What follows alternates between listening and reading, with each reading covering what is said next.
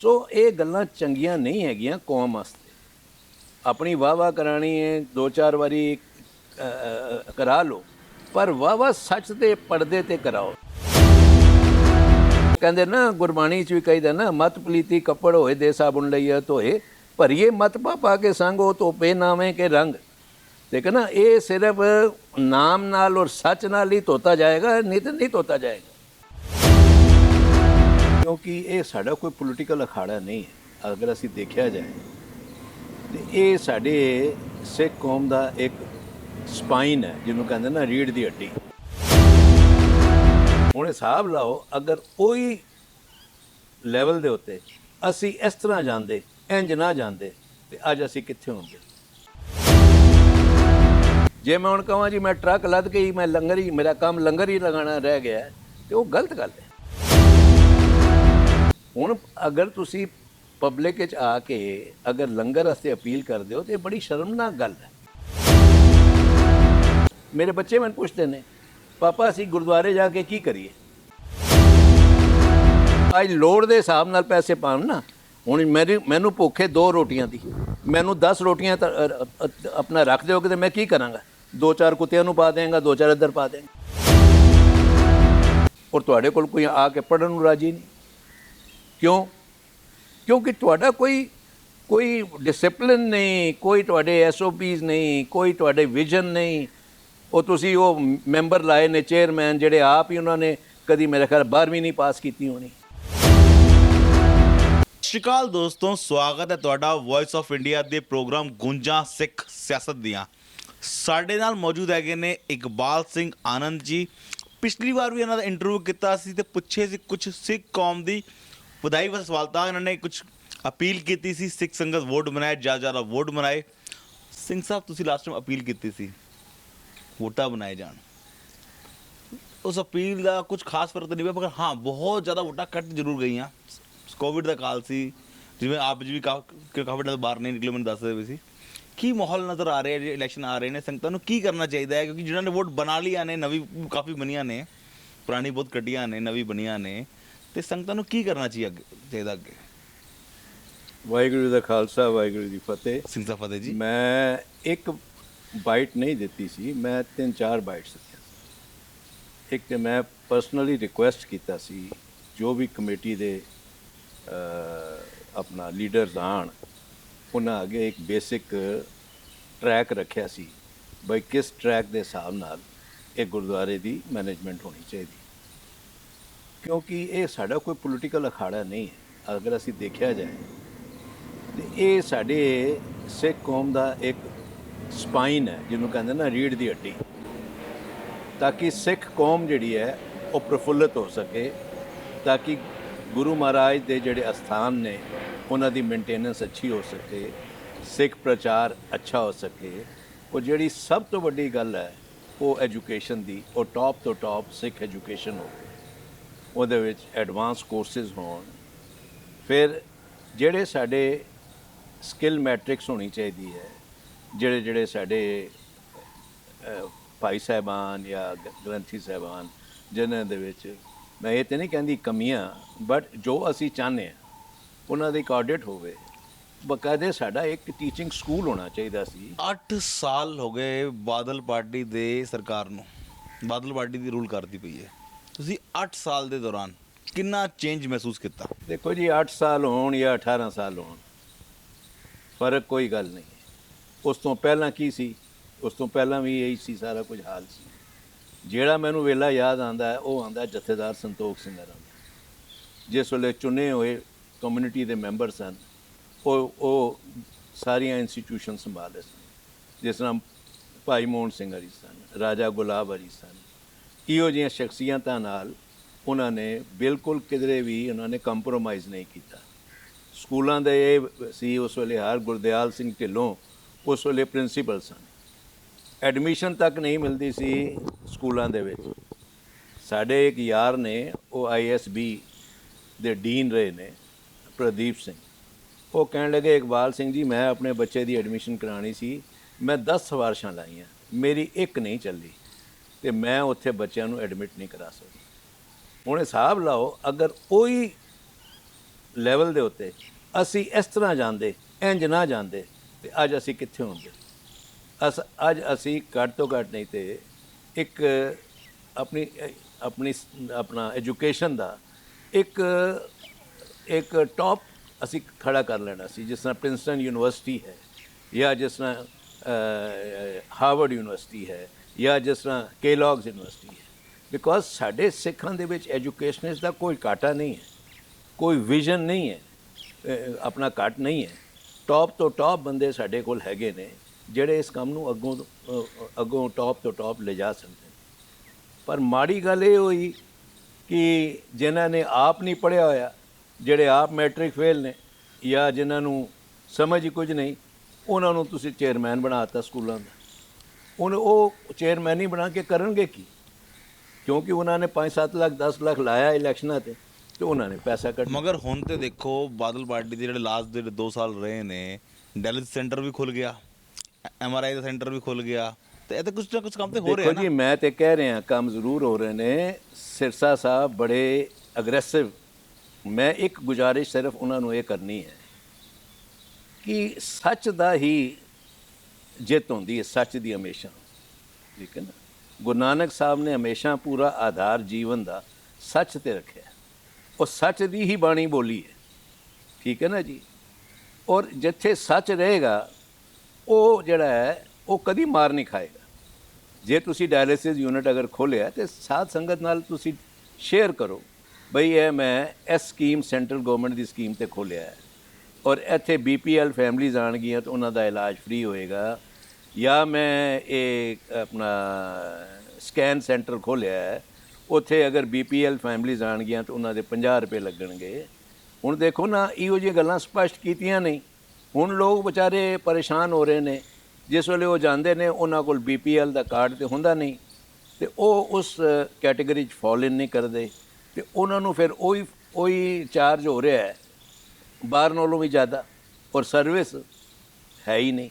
ਸੋ ਇਹ ਗੱਲਾਂ ਚੰਗੀਆਂ ਨਹੀਂ ਹੈਗੀਆਂ ਕੌਮ ਵਾਸਤੇ।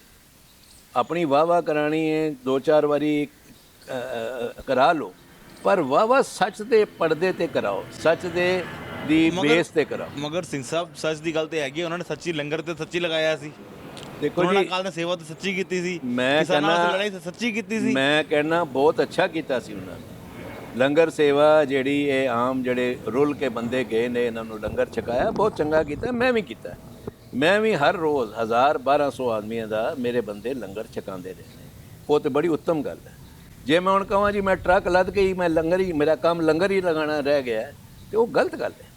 ਫਿਰ ਮੈਂ ਆ ਜਾਵਾਂ ਕਹਾਂ ਮੀਡੀਆ ਨੂੰ ਬਈ ਤੁਸੀਂ ਮੇਰੀ ਹੈਲਪ ਕਰੋ, ਸਾਡੇ ਕੋਲ ਲੰਗਰ ਦੇ ਪੈਸੇ ਨਹੀਂ ਜੁੜ ਰਹੇ, ਇਹ ਗਲਤ ਹੈ। ਤੁਹਾਨੂੰ 2 ਕਰੋੜ ਰੁਪਏ ਆਇਆ ਜਾਂ ਤੁਹਾਨੂੰ ਪੈਸੇ ਆਏ ਹਾਂਜੀ ਆਪਣਾ ਕਿਚਨ ਬਣਾਉਣ ਵਾਸਤੇ, ਤੁਸੀਂ ਉਹ ਇਸ ਪਾਸੇ ਵੱਲ ਲਾਏ ਤੇ ਕਿਚਨ ਵੀ ਬਣ ਗਿਆ, ਠੀਕ ਹੈ ਨਾ। ਹੁਣ ਅਗਰ ਤੁਸੀਂ ਪਬਲਿਕ ਵਿੱਚ ਆ ਕੇ ਅਗਰ ਲੰਗਰ ਵਾਸਤੇ ਅਪੀਲ ਕਰਦੇ ਹੋ ਤਾਂ ਇਹ ਬੜੀ ਸ਼ਰਮਨਾਕ ਗੱਲ ਹੈ। ਮੈਂ ਤਾਂ ਜਿਸ ਵੇਲੇ ਪ੍ਰੋਗਰਾਮ ਆ ਰਿਹਾ ਸੀ, ਮੈਂ ਤਾਂ ਹੀ ਇਹਨੂੰ ਕੰਡੈਮ ਕੀਤਾ ਸੀ। ਮੈਂ ਕਿਹਾ ਮੇਰੇ ਆਪਣੇ ਦੋਸਤ ਨੇ, ਜਿਹੜੇ ਹਿੰਦੂ ਦੋਸਤ ਨੇ, ਉਹ ਕਹਿਣ ਲੱਗੇ ਇਕਬਾਲ ਸਿੰਘ ਯਾਰ ਕੀ ਹੋ ਕੀ ਗਿਆ ਕਮਿਊਨਿਟੀ 'ਚ ਕਿ ਅੱਜ ਇਹਨਾਂ ਨੂੰ ਲੰਗਰ ਵਾਸਤੇ ਵੀ ਗੁਰੂ ਅਸਤੇ ਕਹਿੰਦੇ ਸਾਂ ਗੁਰੂ ਦੀ ਗੋਲਕ ਭਰੀ ਰਹਿੰਦੀ ਹਮੇਸ਼ਾ, ਤੇ ਲੰਗਰ ਵਾਸਤੇ ਵੀ ਅੱਜ ਇਹ ਪਬਲਿਕ ਕੋਲ ਮੰਗ ਰਹੇ ਨੇ।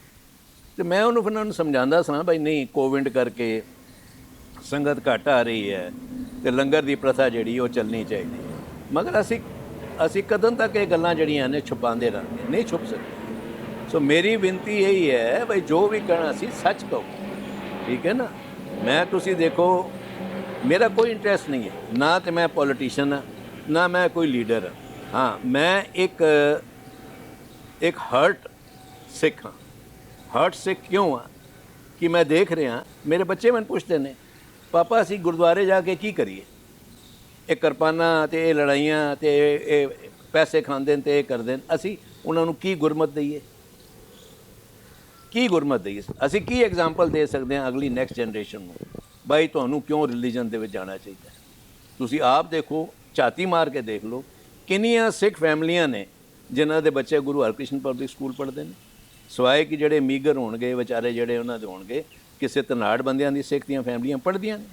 ਜੋ ਉਹ ਨਹੀਂ ਪੜ੍ਹਦੀਆਂ ਤੇ ਬਾਹਰ ਦੇ ਕਿਵੇਂ ਆ ਕੇ ਪੜ੍ਹਨਗੇ? ਇਹਦਾ ਮਤਲਬ ਹੈ ਕਿਧਰੇ ਨਾ ਕਿਧਰੇ ਘਾਟਾ ਹੈ। ਅੱਜ ਦੀ ਡੇਟ ਵਿੱਚ ਮਾਫ ਕਰਨਾ ਅਮਿਤ ਜੀ, ਤੁਹਾਨੂੰ ਪਤਾ ਹੈ ਕਿ ਡਿਜੀਟਲ ਵਰਲਡ ਹੈ, ਠੀਕ ਹੈ ਨਾ। ਅੱਜ ਆਰਟੀਫਿਸ਼ੀਅਲ ਇੰਟੈਲੀਜੈਂਸ ਦਾ ਟਾਈਮ ਜ਼ਮਾਨਾ ਹੈ, ਠੀਕ ਹੈ ਨਾ। ਲੋਕ ਮਾਰਸ ਤੇ ਪਹੁੰਚ ਗਏ, ਜਿਹੜਾ 370 ਮਿਲੀਅਨ ਮਾਈਲਸ ਹੈਗਾ ਫਰੋਮ ਅਰਥ। ਉੱਥੇ ਜਾ ਕੇ ਉਹ ਹੈਲੀਕਾਪਟਰ ਚਲਾਇਆ ਉਹਨਾਂ ਨੇ, ਉੱਥੇ ਜਾ ਕੇ ਉਹਨਾਂ ਦਾ ਰੋਵਰ ਚੱਲ ਰਿਹਾ, ਤੇ ਅਸੀਂ ਇਸ ਗੁਰਦੁਆਰੇ 'ਚ ਹੀ ਲੱਗੇ ਹੈਂ। ਕਿੰਨੀ ਸ਼ਰਮ ਦੀ ਗੱਲ ਹੈ। ਇੱਕ ਇੰਨੀ ਮਾਰਸ਼ਲ ਕਮਿਊਨਿਟੀ, ਜਿਹੜੀ ਇੰਨੀ ਮਾਰਸ਼ਲ ਕਮਿਊਨਿਟੀ ਹੈ, ਜਿਹੜੀ 2% ਦੀ ਆਬਾਦੀ ਵੀ ਨਹੀਂ, ਠੀਕ ਹੈ ਨਾ, ਉਹਨੇ ਪੂਰੇ ਭਾਰਤ ਨੂੰ ਆਪਣਾ ਖਾद्य ਪਦਾਰਥ ਦਿੱਤੇ ਨੇ। ਔਰ ਮਗਰ ਸਰ ਉਹੀ ਕਮਿਊਨਿਟੀ ਆਪਣੀ ਟੀਚਰਾਂ ਨੂੰ ਸੈਲਰੀ ਨਹੀਂ ਦੇ ਪਾਈ। ਮੈਂ ਉਹੀ ਤੇ ਤੁਹਾਨੂੰ ਦੱਸ ਰਿਹਾ, ਇਹ ਤੇ ਸਾਡਾ ਚੂਕਪਨ ਹੈ ਕਿ ਅਸੀਂ ਕਦੀ ਵੀ ਪ੍ਰਾਇਰਟੀ ਐਜੂਕੇਸ਼ਨ ਨੂੰ ਨਹੀਂ ਦਿੱਤੀ। ਮੈਂ ਤੇ ਇਸ ਕਰਕੇ ਕਹਿਣਾ, ਦੇਖੋ ਗੁਰੂ ਗੋਬਿੰਦ ਸਿੰਘ ਸਾਹਿਬ ਵੀ ਆਪਣੀ ਜਿੰਨੀ ਵੀ ਉਹਨਾਂ ਦੀ ਜੁਐਲਰੀ ਸੀ, ਕੈਸ਼ ਸੀ, ਇਹ ਸਾਰੀ ਨਦੀ ਸੁੱਟ ਗਏ ਸਨ। ਕਿਉਂ? ਉਹਨਾਂ ਨੂੰ ਪਤਾ ਸੀ ਜਿਸ ਵੇਲੇ ਮੇਰੇ ਸਿੱਖ ਇਸ ਦੀ ਨਜ਼ਰ ਦੇਖਣਗੇ ਇਸ ਵੱਲ, ਉਹ ਮੇਰੇ ਤੋਂ ਬੇਮੁਖ ਹੋ ਜਾਣਗੇ। ਅੱਜ ਹੋ ਗਏ, ਬੇਮੁਖ ਹੋ ਗਏ। ਅਸੀਂ ਕੋਈ ਗੁਰੂ ਦੇ ਕਹੇ ਤੇ ਨਹੀਂ ਜਾ ਰਹੇ। ਉਹੀ ਗੱਲ ਮਹਾਰਾਜਾ ਰਣਜੀਤ ਸਿੰਘ ਨੇ ਕਹੀ ਸੀ।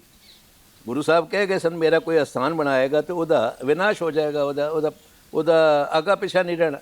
ਉਹੀ ਗੱਲ ਹੋ ਗਈ, ਮਗਰ ਉਹਨੇ ਜ਼ਿੱਦ ਕਰਕੇ ਕੀਤਾ। ਸੋ ਇਹ ਗੱਲਾਂ ਸਾਨੂੰ ਸੋਚ ਵਿਚਾਰ ਕਰਨੀਆਂ ਚਾਹੀਦੀਆਂ ਸਨ। ਗੁਰੂ ਸਾਹਿਬ ਕਹਿੰਦੇ ਸਨ, ਮੇਰਾ ਸਿੱਖ ਸਜਿਆ ਤਜਿਆ ਹੋਵੇ, ਉਹਨੂੰ ਹਰ ਚੀਜ਼ ਦੀ ਉਹਨੂੰ ਨੌਲੇਜ ਹੋਵੇ, ਉਹਦੇ ਕੋਲ ਵਧੀਆ ਤੋਂ ਵਧੀਆ ਹਥਿਆਰ ਹੋਵੇ। ਓਏ ਅੱਜ ਕੱਲ੍ਹ ਹਥਿਆਰ ਹੈ ਕੀ? ਅੱਜ ਕੱਲ੍ਹ ਹਥਿਆਰ ਹੈ ਐਜੂਕੇਸ਼ਨ, ਅੱਜ ਕੱਲ੍ਹ ਹਥਿਆਰ ਹੈ ਕੰਪਿਊਟਰਾਈਜੇਸ਼ਨ, ਅੱਜ ਕੱਲ੍ਹ ਹਥਿਆਰ ਹੈ ਆਪਣਾ ਸਾਇੰਸ, ਸਪੇਸ, ਇਹ ਹਥਿਆਰ ਹੈ।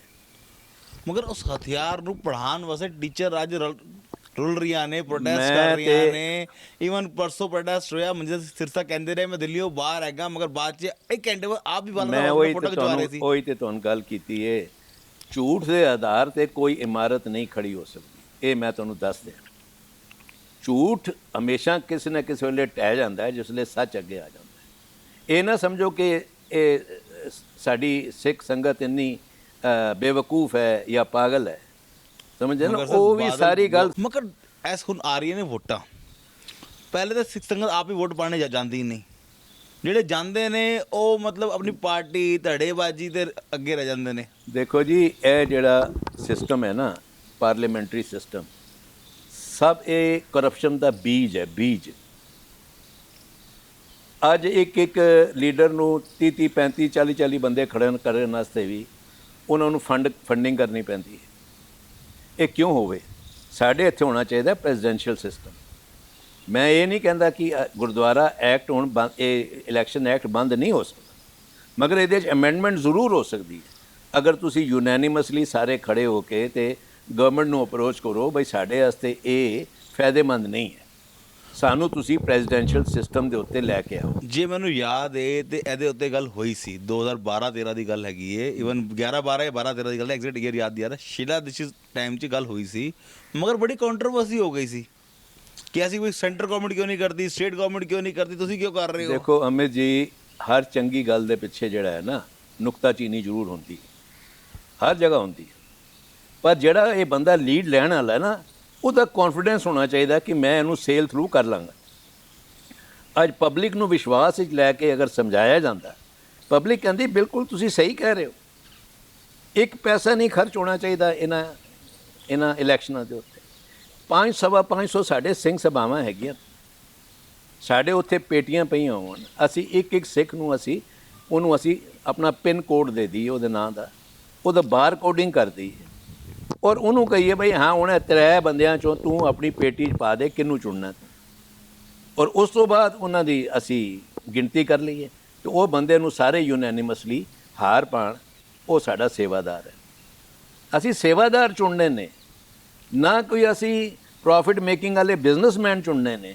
ਠੀਕ ਹੈ, ਤੁਹਾਡੀ ਅੱਖ ਹੋਏਗੀ ਕਿ ਸਾਨੂੰ MLA ਦੀਆਂ ਸੀਟਾਂ ਲੜਨੀਆਂ, MP ਦੀਆਂ ਸੀਟਾਂ ਲੜਨੀਆਂ, ਉਹ ਇਸ ਦੌਰਾਨ ਵੀ ਤੁਸੀਂ ਲੜ ਸਕਦੇ ਹੋ, ਉਹਦੇ 'ਚ ਕਿਹੜੀ ਗੱਲ ਹੈ? ਮੈਨੂੰ ਤੁਸੀਂ ਦੱਸੋ, ਜੇ ਤੁਸੀਂ ਸੇਵਾ ਕਰੋਗੇ, ਪਬਲਿਕ ਤੁਹਾਡੇ ਨਾਲ ਹੋਏਗੀ, ਤੁਹਾਡੇ ਗੁਰਦੁਆਰੇ ਭਰੇ ਹਰੇ ਰਹਿਣਗੇ, ਇੰਸਟੀਟਿਊਸ਼ਨ ਤੁਹਾਡੀ ਟਾਪ ਕਲਾਸ ਜਾਏਗੀ, ਕਿਹੜੇ ਪਾਰਟੀ ਹੈ ਜਿਹੜੀ ਇਹ ਨਹੀਂ ਵੇਖੇਗੀ ਯਾਰ ਇਹਨਾਂ ਨੂੰ ਜ਼ਰੂਰ ਆਪਣੀ ਪਾਰਟੀ 'ਚ MLA ਜਾਂ MP ਦੀ ਸੀਟ ਦਿਓ। ਹਰ ਇੱਕ ਪਾਰਟੀ ਕਹੇਗੀ। ਜੇ ਤੁਸੀਂ ਕਰਪਸ਼ਨ ਦੇ ਭਰੇ ਹੋਵੋਗੇ ਤੇ ਕੌਣ ਸੁਣੇਗਾ ਤੁਹਾਡੀ? ਕੋਈ ਨਹੀਂ ਸੁਣੇਗਾ। ਮਗਰ ਮਨਜਿੰਦਰ ਸਿੰਘ ਸਿਰਸਾ ਕਹਿੰਦੇ ਨੇ ਜਿਹੜੀ 6 ਸਾਲ ਕਰਪਸ਼ਨ ਹੋਈ ਹੈ ਨਾ ਉਹ ਮਨਜੀਤ ਸਿੰਘ ਜੀ ਕੇ ਕਰ ਗਿਆ। ਦੇਖੋ ਜੀ, ਮੈਂ 2 ਸਾਲ ਦੇ ਬੜੀ ਇਮਾਨਦਾਰੀ ਕੰਮ ਕਰ ਰਿਹਾ। ਮੈਂ ਕਰਪਸ਼ਨ ਪੈਸਿਆਂ ਦੀ ਨਹੀਂ ਗਿਣਦਾ, ਮੈਂ ਮਿਸਮੈਨੇਜਮੈਂਟ ਦੇ ਵੀ ਕਰਪਸ਼ਨ ਗਿਣਨਾ। ਜੇ ਮੇਰੇ ਕੋਈ 10 ਬੰਦੇ ਨੇ ਤੇ ਮੈਂ ਉਹਨਾਂ ਨੂੰ ਗੁਰਦੁਆਰੇ ਦੇ ਸਕੂਲਾਂ ਦੇ ਵਿੱਚ ਲਵਾ ਦੇਣਾ ਜਾਂ ਕਿਤੇ ਲਵਾ ਦੇਣਾ, ਡਾਇਰੈਕਟਲੀ ਇਨਡਾਇਰੈਕਟਲੀ ਮੈਂ ਕਰਪਸ਼ਨ ਕਰ ਰਿਹਾ। ਮਾਫ ਕਰਨਾ, ਆ 400 ਬੰਦਾ ਜੇ ਉੱਥੇ ਨਾਨ ਵਰਕਿੰਗ ਸਟਾਫ ਦਾ ਭਰਤੀ ਹੈ ਸਕੂਲਾਂ ਦੇ ਵਿੱਚ, ਕੌਣ ਕਰ ਗਿਆ ਜੀ? 40-40 ਹਜ਼ਾਰ ਰੁਪਇਆ ਉਹ ਲੈ ਰਹੇ ਨੇ। ਤੁਸੀਂ ਘਰ ਦੇ ਨੌਕਰ ਨੂੰ 8,000 ਰੁਪਇਆ ਨਹੀਂ ਦਿੰਦੇ, 9,000 ਰੁਪਇਆ ਨਹੀਂ ਦਿੰਦੇ।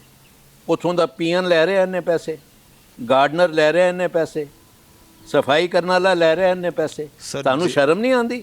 ਅਸੀਂ ਗੁਰੂ ਦੀ ਗੋਲਕ ਨੂੰ ਛਿਨ ਭਿੰਨ ਕਰ ਰਹੇ ਹਾਂ ਬਿਲਕੁਲ। ਸਰ ਮਗਰ 6 ਸਾਲਾਂ ਦੇ ਦੌਰਾਨ ਉਹਨਾਂ ਤੇ ਕੋਈ ਐਕਸ਼ਨ ਨਹੀਂ ਲਿੱਤਾ ਗਿਆ। ਲਾਸਟ 2 ਸਾਲਾਂ ਦੇ ਦੌਰਾਨ ਕੋਈ ਐਕਸ਼ਨ ਨਹੀਂ ਲਿੱਤਾ ਗਿਆ। ਦੇਖੋ ਭਾਈ ਸਾਹਿਬ, ਹੋਰ ਭਰਤੀਆਂ ਹੁੰਦੀ ਰਹੀਆਂ ਨੇ। ਮੈਂ ਇਹ ਅਰਜ਼ ਕੀਤਾ ਸੀ ਪਿਛਲੀ ਵਾਰੀ ਵੀ, ਜਿਸਲੇ ਸਰਨਾ ਸਾਹਿਬ ਆਏ ਸਨ, ਇਹਨਾਂ ਮੇਰੀ ਡਿਊਟੀ ਲਾਈ ਸੀ ਕਿ ਇਕਬਾਲ ਯਾਰ ਤੁਸੀਂ ਜਰਾ ਆਪਣੇ ਬੰਦੇ ਲਗਾ ਕੇ, ਸਾਡੇ ਕੋਲ HR ਡਿਪਾਰਟਮੈਂਟ ਵੀ ਹੈ, ਇਹ ਕਰਾਓ। ਉਸ ਕੋਲ ਮੇਰੇ ਕੋਲ ਇੱਕ ਸੀਨੀਅਰ ਸਿੱਖ ਹੈਗਾ ਸੀ, ਵਾਈਸ ਪ੍ਰੈਜ਼ੀਡੈਂਟ HR, ਮੈਂ ਉਹਦੀ ਡਿਊਟੀ ਲਾਈ ਸੀ। ਮੈਂ ਕਿਹਾ ਬੇਟਾ ਜਰਾ ਜਾ ਕੇ ਸਾਰੇ ਗੁਰਦੁਆਰਿਆਂ 'ਚ ਦੇਖ ਭਈ ਐਕਸੈਸ ਸਟਾਫ ਕਿਤੇ ਕਿਤੇ ਹੈ, ਔਰ ਮੈਨੂੰ ਕੁਆਲਿਟੀ ਔਰ ਕੁਆਂਟੀਟੀ ਦੇ ਉੱਤੇ ਮੈਨੂੰ ਤੂੰ ਰਿਪੋਰਟ।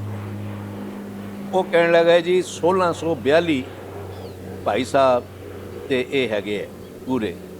ਮੈਂ ਕਿਹਾ ਤੇ ਚਾਹੀਦੇ ਕਿੰਨੇ ਹੈ? ਕਹਿੰਦਾ ਜੀ ਜ਼ਿਆਦਾ 1100।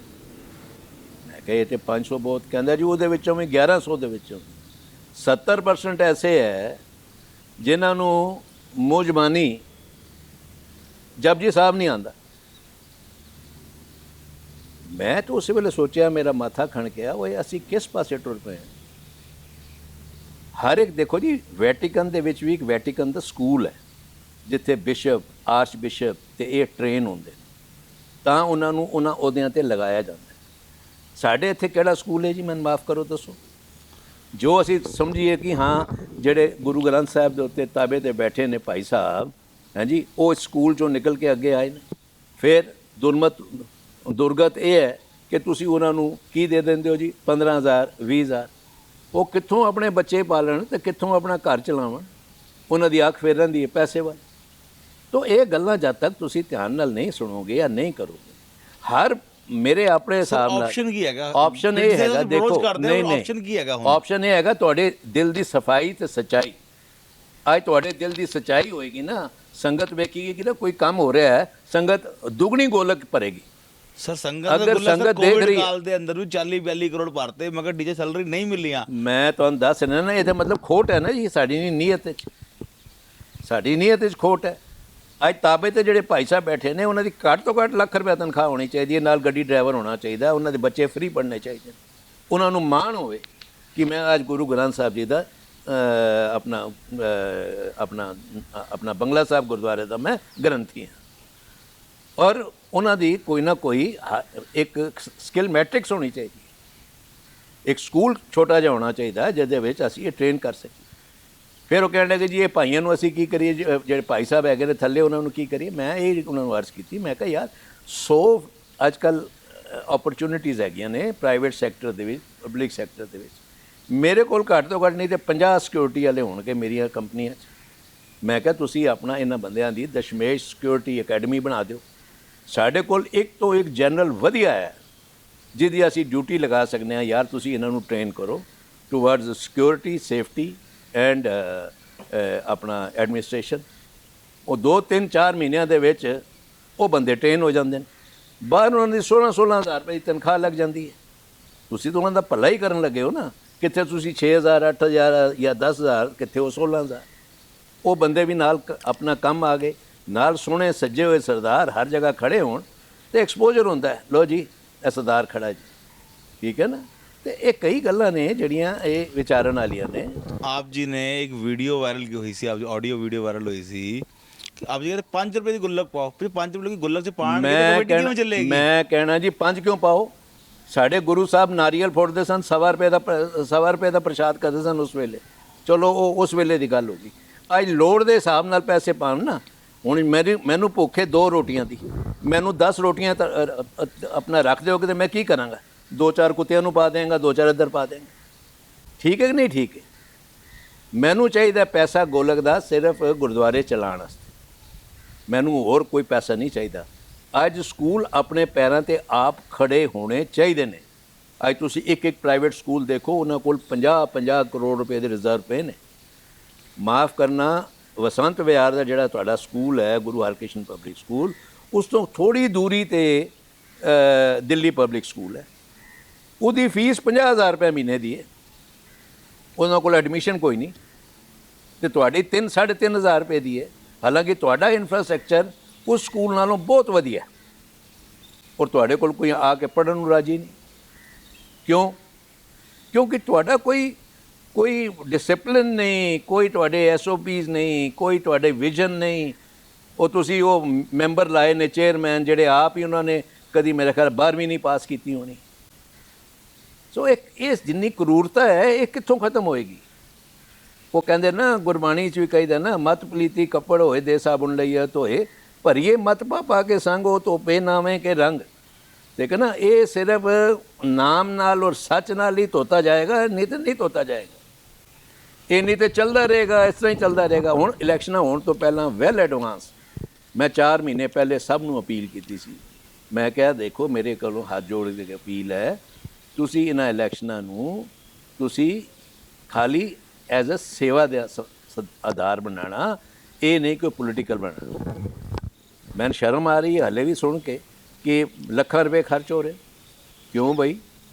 ਕਿਉਂ ਖਰਚ ਹੋ ਰਹੇ ਨੇ? ਕਿਸ ਗੱਲ ਦੇ ਖਰਚ ਹੋ ਰਹੇ ਨੇ? ਇਹਦਾ ਮਤਲਬ ਤੁਸੀਂ ਸੇਵਾਦਾਰ ਖਰੀਦ ਰਹੇ ਹੋ। ਸੇਵਾਦਾਰ ਨੂੰ ਖੁਦ ਆਪ ਉੱਠ ਕੇ ਆਉਣਾ ਚਾਹੀਦਾ, ਮੈਂ ਗੁਰੂ ਦੀ ਸੇਵਾ ਕਰਨੀ, ਉਹਦੇ ਮਨ ਦੇ ਚਾਹ ਹੋਣੀ ਚਾਹੀਦੀ, ਮੈਂ ਗੁਰੂ ਦੀ ਸੇਵਾ ਕਰਨੀ। ਠੀਕ ਹੈ ਨਾ? ਐਸਾ ਸੇਵਾ ਘੱਟ ਰਹਿ ਗਈ ਹੈ ਤੇ ਪੋਲੀਟੀਕਲ ਸੀਡੀ ਜ਼ਿਆਦਾ ਬਣ ਦੇਖੋ ਗਈ ਭਾਈ ਹੈ। ਸਾਹਿਬ, MLA ਬਣਨ ਵਾਸਤੇ, ਕਾਉਂਸਲਰ ਬਣਨ ਵਾਸਤੇ, ਕਿਉਂਕਿ ਅੱਜ ਕੱਲ੍ਹ ਦੇ ਜਿਹੜੇ ਪ੍ਰਧਾਨ ਬਣੇ ਨੇ, ਉਹਨਾਂ ਨੇ ਇੱਕ ਸਟੈਂਡਰਡ ਸੈੱਟ ਕਰਤਾ ਹੈ ਕਿ ਪ੍ਰਧਾਨ ਬਣੋ, ਸਕੱਤਰ ਬਣੋ, ਕਾਉਂਸਲਰ ਬਣੋ, MLA ਬਣੋ। ਇਹ ਚੀਜ਼ ਚੱਲਦੀ ਪਈ ਹੈ। ਅਮਿਤ ਜੀ, ਇਹ ਚੀਜ਼ਾਂ ਤੇ ਸੁੱਚੇ ਨੀਅਤ ਨਾਲ ਕੰਮ ਕਰਕੇ ਵੀ ਆ ਸਕਦੀਆਂ। ਖਾਲੀ ਖੋਲ ਲਓ ਜੀ, ਮੈਂ ਅਸੀਂ ਦਾੜੇ ਖੋਲ ਲਏ ਨੇ ਜੀ, ਅਸੀਂ ਅੰਮ੍ਰਿਤ ਛਕ ਲਿਆ ਜੀ, ਉਹਦੇ ਨਾਲ ਕੋਈ ਫਰਕ ਨਹੀਂ ਪੈਂਦਾ।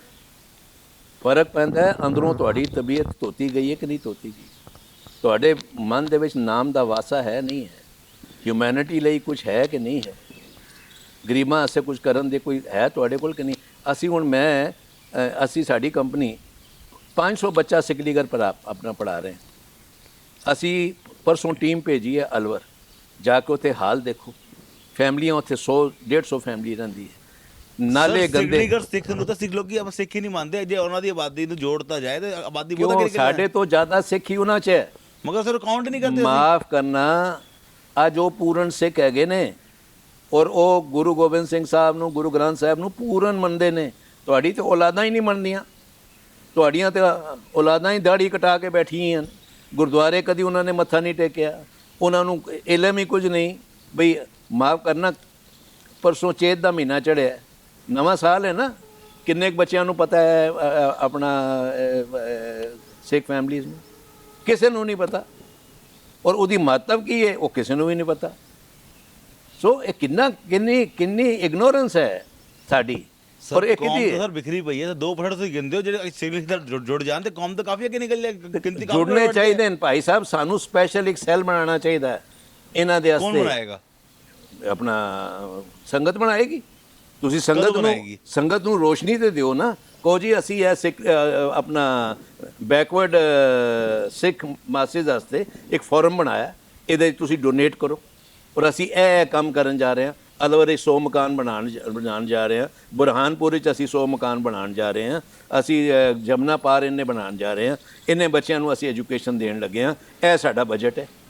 ਤੁਸੀਂ ਆਖੋ ਜੀ ਇਹ ਸਾਡਾ ਬਜਟ ਹੈ, ਔਰ ਸਫਾਈ ਨਾਲ ਉਹਨਾਂ ਨੂੰ ਜਵਾਬ ਦਿਓ। ਯਾਰ ਕੋਈ ਇੰਨੇ ਮਰੇ ਤਲੇ ਥੋੜ੍ਹੀ ਹੈਗੇ ਨੇ ਸਿੱਖ। ਹੁਣ ਸਿੱਖਾਂ 'ਚ ਕੀ ਆ ਗਿਆ? ਸਿੱਖਾਂ 'ਚ ਇਹ ਆ ਗਿਆ ਕਿ ਅਸੀਂ ਪੈਸਾ ਕਿਉਂ ਗੰਦ 'ਚ ਪਾਈਏ। ਹੁਣ ਲਾਸਟ ਕੁਐਸਚਨ, ਇੰਟਰਵਿਊ ਕਾਫੀ ਲੰਬਾ ਹੋ ਗਿਆ ਹੈ। ਸੰਗਤ ਨੂੰ ਵੋਟ ਦੇਣ ਤੋਂ ਪਹਿਲੇ ਕੀ ਸੋਚਣਾ ਚਾਹੀਦਾ ਹੈ? ਮੈਂ ਕਹਿੰਦਾ ਸੋਚਣਾ ਇਹ ਚਾਹੀਦਾ ਹੈ ਸੰਗਤ ਨੂੰ ਵੋਟ ਦੇ ਕੇ ਕਿ ਕਿਹੜਾ ਇਹਨਾਂ ਧਰਮ ਕਰਮ ਵਿੱਚ ਸੁੱਚਾ ਹੈ। ਸੁੱਚਾ ਤਾਂ ਕੋਈ ਵੀ ਨਹੀਂ। ਮੈਂ ਤੁਹਾਨੂੰ ਅੱਜ ਕਹਿ ਰਿਹਾ, ਅਸੀਂ ਵੀ ਇੱਕ ਮੈਨੀਫੈਸਟੋ ਬਣਾਇਆ ਹੋਇਆ ਅਸੀਂ 20 ਪਤਵੰਤੇ ਦਿੱਲੀ ਦੇ ਸਿੱਖਾਂ ਨੇ ਅਸੀਂ ਇੱਕ ਮੈਨੀਫੈਸਟੋ ਬਣਾਇਆ, ਅਸੀਂ ਇਹਨਾਂ ਨਾਲ ਸ਼ੇਅਰ ਕਰਾਂਗੇ ਬਈ ਸਾਨੂੰ ਇਹ ਚਾਹੀਦਾ, ਜੇ ਤੁਸੀਂ ਇਹ ਕਰੋਗੇ ਤੇ ਅਸੀਂ ਤੁਹਾਡੇ ਨਾਲ, ਨਹੀਂ ਤੇ ਅਸੀਂ ਸੰਗਤ ਕੋਲ ਜਾਵਾਂਗੇ, ਫਿਰ ਸੰਗਤ ਨੂੰ ਕਹਾਂਗੇ ਜੀ ਅਸੀਂ ਇਹ ਇਹਨਾਂ ਕੋਲੋਂ ਕਰਵਾਉਣਾ ਚਾਹੁੰਦੇ ਹਾਂ, ਤੁਸੀਂ ਦੱਸੋ ਗਲਤ ਹੈ ਕਿ ਠੀਕ ਹੈ। ਮੈਂ ਐਸੀ ਟੌਪਿਕ ਦੇ ਉੱਤੇ ਹੁਣ ਇੰਟਰਵਿਊ ਨੂੰ ਖਤਮ ਕਰਦਾ, ਕਿਉਂਕਿ ਬੜੀ ਵਧੀਆ ਗੱਲ ਕੀਤੀ ਹੈ ਕਿ ਸੰਗਤ ਆਪਣਾ ਮੈਨੀਫੈਸਟੋ ਆਪ ਦੇਵੇ ਕਿ ਸਾਨੂੰ ਪ੍ਰਬੰਧਕਾਂ ਤੋਂ ਕੀ ਚਾਹੀਦਾ ਹੈ। ਬੜੀ ਸਿੰਘ ਸਾਹਿਬ ਬਹੁਤ ਹੀ ਅੱਛੇ ਟੌਪਿਕ ਤੇ ਐਂਡ ਕਰਨ ਜਾ ਰਹੇ ਹਾਂ, ਕਿਉਂਕਿ ਮੈਂ ਨਾਰਮਲੀ ਗੱਲ ਖਤਮ ਕਰ, ਮਗਰ ਇਹ ਟੌਪਿਕ ਦੇ ਉੱਤੇ ਤੁਸੀਂ ਕੋਈ ਹੋਰ ਗੱਲ ਕਰਨਾ ਚਾਹੋਗੇ? ਨਹੀਂ ਸੰਗਤ ਪ੍ਰਧਾਨ ਹੈ। ਤੁਸੀਂ ਦੇਖੋ ਗੁਰੂ ਗੋਬਿੰਦ ਸਿੰਘ ਸਾਹਿਬ ਨੇ ਖਾਲਸਾ ਸਾਜਿਆ ਸੀ, ਠੀਕ ਹੈ ਨਾ, ਅਖੀਰਾ ਅੰਮ੍ਰਿਤ ਨੀਲ ਡਾਊਨ ਕਰਕੇ ਉਹਨਾਂ ਕਿਹਾ ਸੀ ਹੁਣ ਮੈਨੂੰ ਤੁਸੀਂ ਅੰਮ੍ਰਿਤ ਬਖਸ਼ੋ। ਦੇਖੋ ਕਿੰਨੀ ਨਮਰਤਾ, ਕਿੰਨੀ ਹਲੀਮੀ ਤੇ ਕਿੰਨੀ ਉਹਨਾਂ ਦੇ ਵਿੱਚ ਸਾਦਗੀ, ਕਿ ਉਹਨਾਂ ਨੇ ਜਿਹੜੇ ਬੰਦੇ ਬਣਾਏ ਨੇ ਉਹਨਾਂ ਕੋਲੋਂ ਹੀ ਆਪ ਮੰਗ ਰਹੇ ਨੇ ਕਿ ਮੈਨੂੰ ਵੀ ਤੁਸੀਂ ਅੰਮ੍ਰਿਤ ਦਿਓ। ਇਹ ਅਸੀਂ ਗੱਲਾਂ ਕਿਉਂ ਨਹੀਂ ਸਿੱਖਦੇ? ਸਾਡੇ 'ਚ ਹਲੀਮੀ ਤੇ ਹੈ ਹੀ ਨਹੀਂ। ਪਰ ਰੱਬ ਦਾ ਵਾਸਤਾ ਸੁਰਤੀ ਬਿਰਤੀ ਕਰੋ ਔਰ ਆਪਣੀ ਕੌਮ ਨੂੰ ਅੱਗੇ ਲੈ ਕੇ ਆਓ।